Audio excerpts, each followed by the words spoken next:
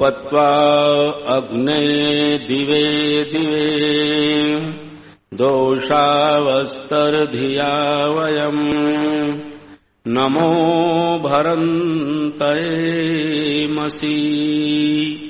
ॐ शान्ति शान्ति शान्ति। धृति अक्ष्मा दमो अस्तेय सोच इंद्रिय निग्रह धी विद्या सत्यम अक्रोध दशकम धर्म लक्षणम। ये श्लोक आप सबको याद हो गया होगा। इसको मैंने कितनी बार बोल दिया, तो आप इसको मेरे साथ बोला करो जिससे आपको धर्म के 10 लक्षण याद हो जाएं।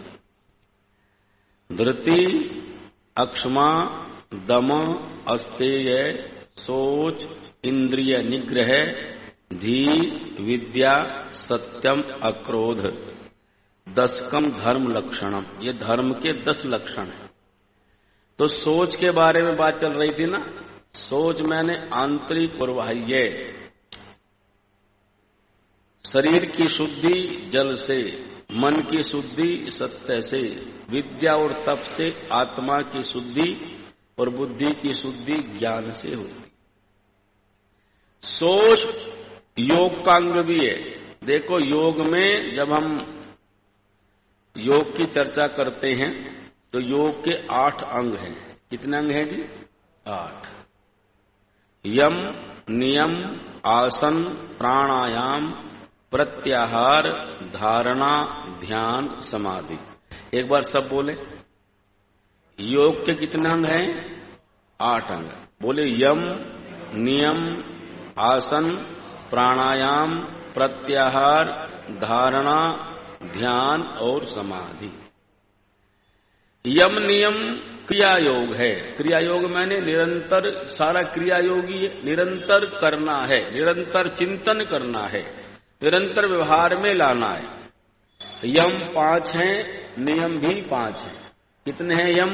5। अहिंसा सत्य अस्तेय अपरिग्रह ब्रह्मचर्य यमा। अहिंसा सत्य अस्तेय अपरिग्रह और ब्रह्मचर्य, ये 5 हैं यम। सोच संतोष तप स्वाध्याय ईश्वर प्राणिधानानि नियमा।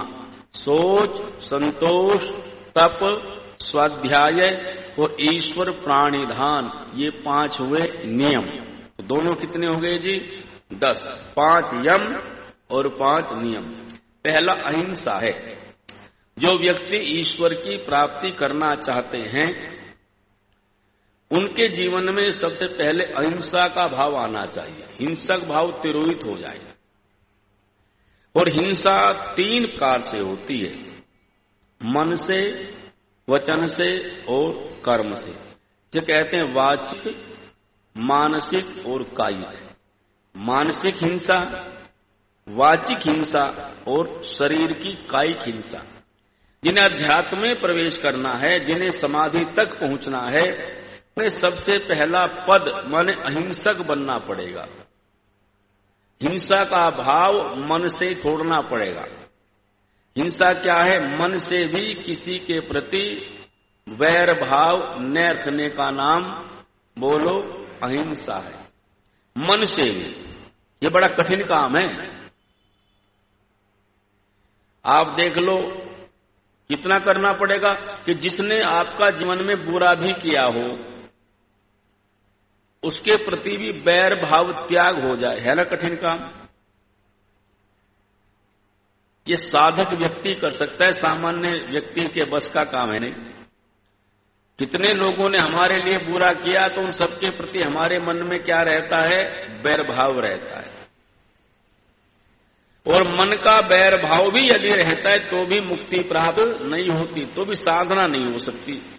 तो बैर भाव हमें साधना में परेशान करेगा, पर इतनी आसानी से छूटता भी नहीं है। कहने मात्र से उसके लिए बहुत कठिन अभ्यास करना होता है। सैतु दीर्घ काल, लंबे काल तक अभ्यास करना पड़ता है साधना का। बार बार उन विचारों को बाहर फेंकना, बार बार बाहर फेंकना, कि नहीं, मैं इन विचारों को अपने अंदर नहीं आने दूंगा, मेरा मन खराब होगा, अपने मन को खराब नहीं करूंगा, मन को पवित्र बनाऊंगा। अहिंसाया प्रतिष्ठायाम तत्सन्निधो वैर त्यागे। अहिंसा की प्रतिष्ठा का अर्थ क्या हुआ जी? किसी के प्रति भी बैर भाव है ना, कठिन काम नहीं हो सकता संसार में तो ऐसा। ये योगी का मार्ग है, योग का मार्ग है, यहीं से शुरुआत होती है।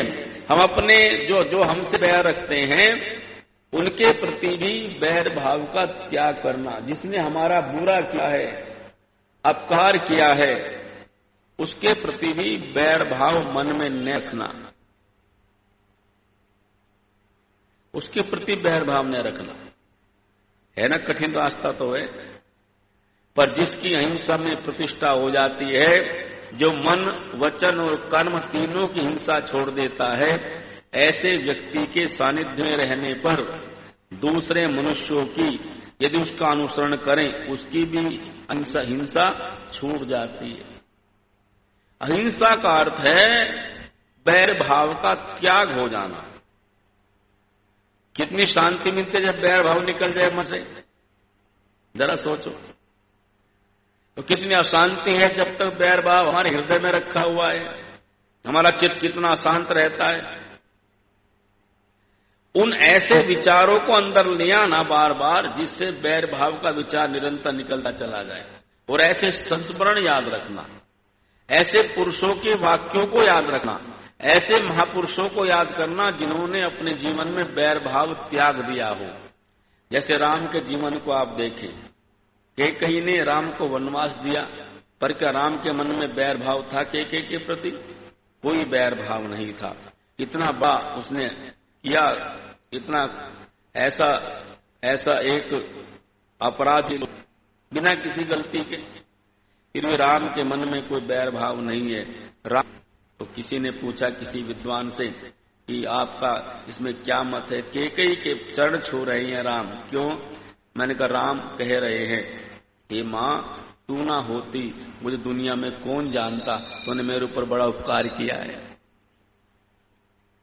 हम नेगेटिव क्यों सोचते हैं? पॉजिटिव सोच लें। पॉजिटिव सोचने से बड़ा फायदा होता है। हमारे एक अध्यापक थे, बड़ी पुरानी बात है, तो एक कॉलेज में पढ़ाते थे।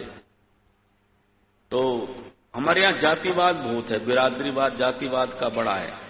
तो वो जाट कॉलेज में पढ़ाते थे। वो गुर्जर थे बिरादरी से। तो वो एक दिन कुछ कह बैठे, तो वो जाट कॉलेज था। तो एक जाट ने, जो जाट प्रिंसिपल्स ने कह दिया, आप इतने बड़े हो तो अपना स्कूल खोल के दिखा दो, अपना खोल लेते कॉलेज, अपना बना लो। ये बात उनको लग गई और फिर वो वहां से नौकरी छोड़ आए। फिर आए क्षेत्र में और कहा कि मुझे स्कूल चलाना है। वो बहुत पुरानी बात है, इस समय विद्यालय बहुत दूर दूर होते थे। मुझे बड़ा कॉलेज चलाना है, +2 का, 12वीं तक के बच्चे पढ़े, मुझे जमीन चाहिए। लोगों ने प्रेरित होकर के उनको जमीन दे दी, उन छप्पर डाल दिए, स्कूल शुरू कर दिया। तो तपस्वी नौजवान आए सामने, जब काम बढ़ना प्रारंभ हुआ, आज वो बहुत बड़ा विद्यालय है, उनके नाम हो गया अमर। अब देखो, इस घटना ने उनको क्या कर दिया? प्रेरित कर दिया। तो हम कभी निगेटिव ना सोचे, पॉजिटिव भी सोचें। कभी कभी किसी के द्वारा हमें यदि इस प्रकार का हो भी जाता है, जैसे तुलसी को उसकी पत्नी ने फटकार दिया कि देखो तुम मेरे प्रेम में चले आए हो, तुमने सांप का भी विचार नहीं किया, यह सांप टंगाता है, तुमने इसको रस्सी कमंद मान करके ऊपर चढ़े आए हो, तुमने नहीं देखा तुम्हें खा लेता सांप। तुम मेरे प्रेम में इतने पागल हो गए कि तुम्हें सांप का विचार भी नहीं रहा। जितनी प्रीति तुमने मेरे में, कितनी भगवान में कर लेते तो तुम्हारा कल्याण ना हो जाता। बस एकदम पॉजिटिव विचार आया, अरे ठीक कह रही है, हाड़ मांस के पुतले में प्रेम करना कौन सा बुद्धिमानी है? इस मांस के लोथड़े में प्रेम करना कौन सी बुद्धिमानी है? परमात्मा से प्रेम करेंगे, उसके जैसा दुनिया में कोई नहीं है। उससे प्रेम करके आनंद प्राप्त होगा। और तुलसीदास क्या हो गए? व्याख्यात हो गए।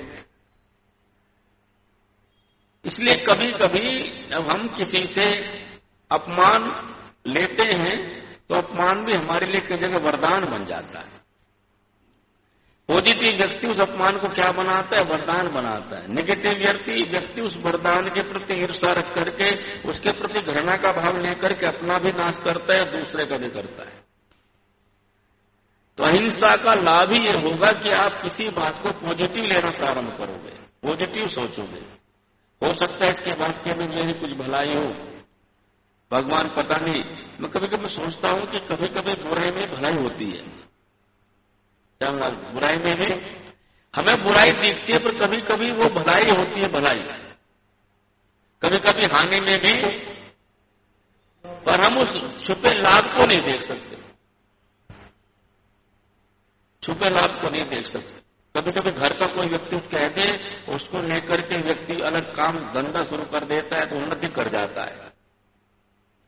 तो कभी कभी वो निगेटिविटी में हमारे लिए पॉजिटिव हो जाती है। इसलिए पॉजिटिव करो, नकारात्मक सोच को परिवर्तन। किसने हमारे बोलते याद रखना, ऐसा याद रखो, बुरा किया है, किसी ने कुछ ऐसी बातें कही हैं, उनको भूलने में ही लाभ है। उनको भूलने में ही अपने हृदय को पवित्र बनाने का यही साधन है ना। हम दूसरे की उन चीजों को कितना याद करेंगे, जितना याद करेंगे उतना नुकसान होगा, हमारा चित्त खराब होगा, हमारा मन खराब होगा। इसलिए का अहिंसा का अर्थ है सभी प्रकार की हिंसा का भाव छोड़ देना। और दूसरा सत्य है, सत्य की बड़ी महिमा है। सत्य बोलने वाले व्यक्ति का सब विश्वास करते हैं। सत्यवादी विश्वसनीय बन जाता है, उसका विश्वास उसको हर जगह विजय दिलाता है। और झूठ बोलने वाले का विश्वास नहीं होता, और फिर वो झूठ के बाद फिर प्रयास करे भी तो बहुत दिनों तक उसका भरोसा कोई करता नहीं। एक बार भरोसा टूटा, एक बार विश्वास टूटा, एक बार आप असत्य आचरण करो जीवन में तो कितना भी जोर लगा लीजिए, फिर वो बात बनने वाली नहीं होती। इसलिए का सत्य का आचरण करो। याद रखना, सत्य का आचरण करने वाला व्यक्ति ही परमात्मा की प्राप्ति करता। अहिंसा सत्य, और जो सत्य बोलते हैं उन पर सब विश्वास करते हैं। सत्य बोलने वाले की वाणी में सत्य तप है ना। सत्य बोलना क्या है? बोलो, तप है। अच्छा, आप देखो अपने जीवन में सत्य बोलना कितना कठिन प्रतीत होता है। तब तो कठिन ही होता है ना। सत्य बोलने से कितने लोग नाराज भी तो होंगे, होंगे नहीं होंगे? बोलो, नाराज भी होंगे, घर के भी नाराज होंगे। तुम सत्य कह देते हो, मैंने कहा था ऐसा नहीं बोलना, तुमने सत्य बोल दिया, पत्नी नाराज होगी, और नाराज होंगे, पति नाराज होंगे। पर सत्य बोलने वाला झूठ का सहारा लेता नहीं। एक बात और बता दूं, कभी कभी किसी घटना पर मौन हो जाना असत्य बोलने से भी ज्यादा घातक हो जाता है। अब जैसे द्रौपदी का वस्त्र हरण हो रहा है, द्रौपदी का अपमान हो रहा है, तो भीष्म कैसे बैठे हैं? मौन बैठे हैं। तो मौन भी स्वीकृति होती है। इसका मतलब क्या हुआ? मौन होने का मतलब है विरोध नहीं कर पाए तो बोलो वो पाप के भागी हुए कि नहीं हुए। हम बलवान होने पर, सामर्थ्यवान होने पर या असमर्थवान होने पर भी जब हम झूठ का पक्ष लेना प्रारंभ कर देते हैं तो हम भी दोषी हो जाते हैं। देखो, भीष्म बलवान हैं फिर भी विरोध नहीं कर पाए। कृपाचार्य साधु हैं, आचार्य हैं, वो भी लालच के वशीभूत होकर के अपना धर्म नहीं निभा पाए। तो लालच ऐसा होता है, ये अन्न ऐसा होता है, ये धन ऐसा होता है। द्रोणाचार्य कितने बड़े बलवान हैं, वो भी अपना धर्म नहीं निभा पाए। पर विदुर उनमें कमजोर है ना। विदुर तो उनके जैसा बलवान नहीं, राजा भी नहीं, प्रतापी भी नहीं, विदुर मंत्री है पर वो सत्यवादी है। उसे लगा कि मुझे सत्य का साथ देना है, ये जो पाप हो रहा है इसके विरुद्ध बोलना है। उसे ये भी चिंता नहीं कि मुझे मंत्री पद रहेगा कि नहीं रहेगा, मुझे घर यहां से निकालेंगे कि नहीं निकालेंगे, मुझे रास्ते निकाल भी सकते हैं। सत्यवादी व्यक्ति इसकी परवाह नहीं करता। क्यों? सदानंद कह रहे हैं धर्म नित्य है। धर्म क्या है बोलो? नित्य। सुख दुख अनित्य है। सुख दुख लाभ हानि अनित्य है, तो आज है कल नहीं है। पर धर्म क्या है? नित्य है। ऋषि कहते हैं अनित्य के लिए नित्य का परित्याग कभी करना नहीं चाहिए। राजपाट तो अनित्य हैं, पद भी अनित्य हैं, लेकिन धर्म क्या है? पर जो धर्म को नहीं जानते, जो धर्म के स्वरूप को नहीं समझते, ऐसे लोग ऐसे अवसरों पर चुप हो जाते हैं। अब धर्म के स्वरूप को जान रहे हैं भीष्म, पर उस समय धर्म का पालन नहीं कर रहे हैं। इसलिए वहां भीष्म धर्मवादी तो हैं पर धर्मात्मा नहीं है। एक होता है धर्मात्मा, एक होता है धर्मवादी। धर्मवादी वह जो धर्म की व्याख्या तो करे पर धर्म का पालन न करे, और धर्मात्मा वह है धर्म की व्याख्या करे या न करे पर धर्म का बोलो। विदुर धार्मिक हैं, विदुर धर्म की बात भी करते हैं, नीति की बात भी करते हैं और धर्म का पालन भी करते हैं। विदुर ने वहां भी कहा धर्म का पालन करते हुए युधिष्ठिर को, युधिष्ठिर जुआ नहीं खेलना चाहिए, जुआ वेद विरुद्ध कर्म है। जुआ खेलने से किसी का कल्याण नहीं होता। लेकिन युधिष्ठिर नहीं माने, बोले ताऊ जी ने बुलाया है, ताऊ जी का आदेश है तो जाऊंगा। विदुर बोले ताऊ का आदेश तो वेद का थोड़े ही है। आदेश किसका मानो? परमात्मा का आदेश मानो। कभी कभी यदि अपने बुजुर्ग कोई आदेश दें और वो वेद के अनुकूल ना हो तो भी मानने योग्य नहीं है, याद रखना। इसलिए वेद को परम जान, परम प्रमाण कह करके सिद्ध किया है। अब वेद कह रहा है अक्षरमा दिव्य, जुआ मत खेलो, और ताऊ जी क्या कह रहे हैं? जुआ खेलने के लिए आ जाओ। युधिष्ठिर का परिणाम क्या आया? उसका 12 वर्ष वन में रहना पड़ा, अज्ञातवास में रहना पड़ा, नौकर बन के रहना पड़ा। ये होता है मर्यादा को तोड़ना। मर्यादे जब जब मनुष्य तोड़ता है तब तक कष्ट पैदा होता है। भीष्म भी सत्य का साथ नहीं दे रहे हैं। पर देखो विदुर धार्मिक व्यक्ति है, बलवान नहीं है, उसकी सामर्थ्य ज्यादा नहीं है, पर विरोध कर रहा है। बार बार कह रहा है बंद करो इसको, महाराज बंद करो, ये पाप हो रहा है। और जब ये देखा कोई सुनने वाला नहीं है तो इस सभा को त्याग देने में ही लाभ है। कम से कम मैं उसका साक्षी तो नहीं बनूंगा। मेरी जितनी सामर्थ्य थी मैंने किया, अपने पूर्ण पुरुषार्थ से मैंने रोकने का प्रयत्न किया, पर मेरी इतनी ही सामर्थ्य है, मैं रो सकता हूं, जिजा सकता हूं। अपनी सामर्थ्य के अनुसार विरोध भी किया विदुर ने। तो बोले विदुर क्या कहलाए? धार्मिक कहलाए। विकर्ण जो उसका भाई है दुर्योधन का, उसने भी विरोध किया, वो भी उतना बलवान नहीं है। याद रखना, जो सत्य का साथ देता है उससे बढ़कर के कोई संसार तपस्वी नहीं है। साच बराबर तप नहीं और झूठ बराबर पाप। जाके हृदय साच है, ताके हृदय आप। जिसके हृदय में सच्चाई है उसके हृदय में परमात्मा का दर्शन होता है। इसलिए कहा सत्यम वदे धर्मम चरे, सत्य बोलो धर्म पर चलो। सत्यवादी का तब तक यश रहता है जब तक दुनिया रहती है। हरिश्चंद्र को क्यों याद करते हैं? सत्य के कारण से। बस ये तो बात है, सत्य के कारण से। जो झूठ नहीं बोले, स्वप्न में भी झूठ का विचार नहीं किया। अहिंसा सत्य अस्तेय, अस्तेय मैंने चोरी न करना। अस्तेय का अर्थ क्या है बोलो? चोरी न करना। चोरी न करने का अर्थ मैंने एक दिन किया था, मालिक की आज्ञा के बिना उसकी वस्तु को न लेना। और देखो बहुत बड़ी बात कह रहे हैं पतंजलि ऋषि कि जो व्यक्ति कभी मन से, वचन से, कर्म से चोरी नहीं करता, चोरी का भाव भी नहीं आता, ऐसे व्यक्ति को सब रत्नों की प्राप्ति होती है। अच्छा, आप बताओ, कभी आपने चोर की कोठियां देखी कि उस चोर ने चोरी करके कोठी बनाई? ऐसा कभी देखा आपने? बताओ मुझे, कोई हो ऐसा?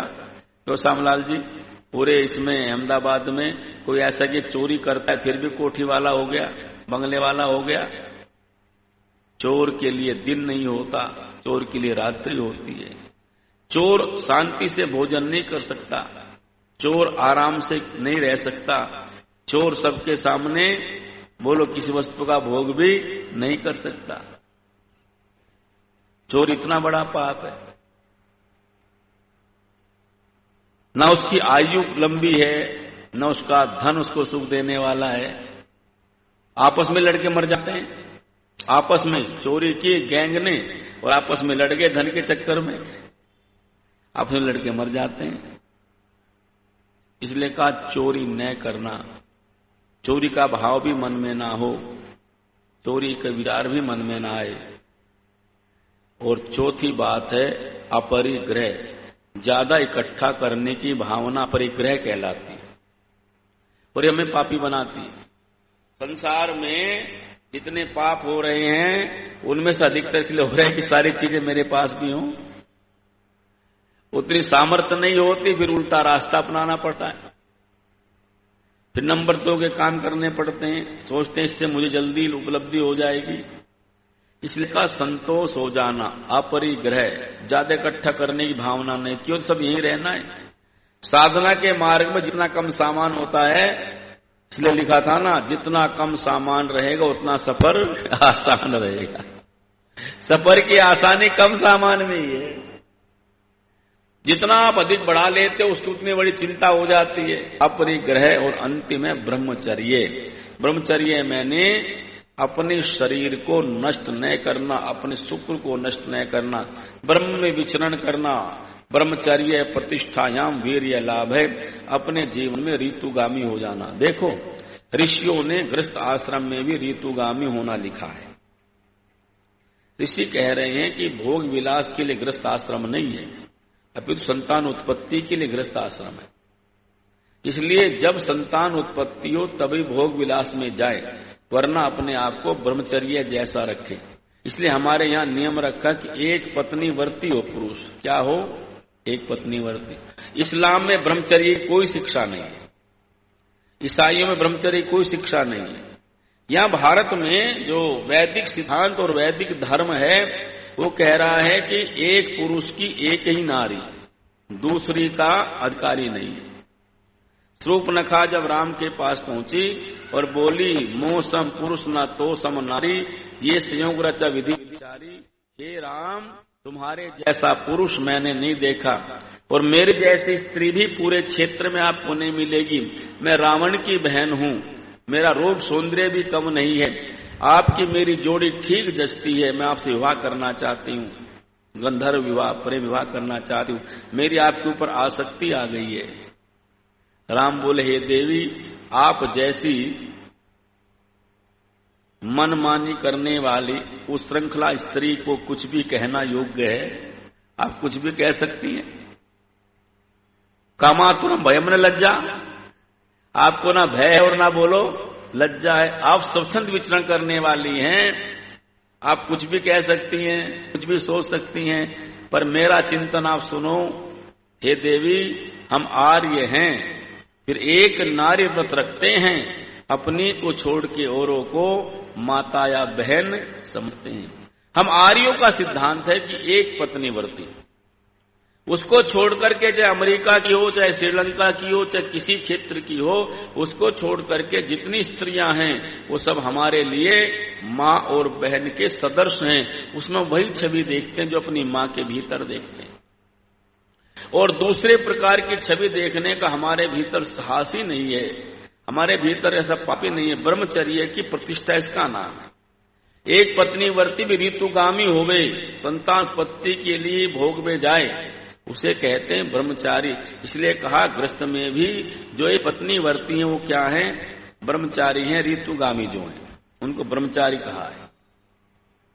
और ब्रह्मचर्य का परिणाम क्या है? ब्रह्मचर्येण तपसा देवा अमृतपना घनत। ब्रह्मचर्य और तप के द्वारा देवताओं ने मृत्यु पर विजय प्राप्त की। बिना ब्रह्मचर्य के कोई साधना नहीं कर सकता, कोई साधक नहीं बन सकता। मृत्यु पर विजय प्राप्त करने वाला ब्रह्मचारी होना चाहिए। और ब्रह्मचारी परिव्राट हो जाता है, ब्रह्मचारी बड़ा बन जाता है। ब्रह्मचर्य की ऊर्जा से, शक्ति से मनुष्य अपने जीवन को उन्नत बना लेता है। इसलिए 5 यम हैं। कौन कौन से? अहिंसा, सत्य, अस्तेय, अपरिग्रह, ब्रह्मचर्य, यमा। कल नियम की चर्चा करेंगे। ओम द्यौ शांतिरंतरिक्षं शांति पृथ्वी शांतिरापः शांतिरोष दयः शांति वनस्पतयः शांतिर्विश्वे देवा ब्रह्म शांति सर्वं शांति शांतिरेव शांति तामा शांतिरेधि। ओम शांति शांति शांति। जो बोले सो अभय। सनातन वैदिक धर्म की जय। सभी को सादर।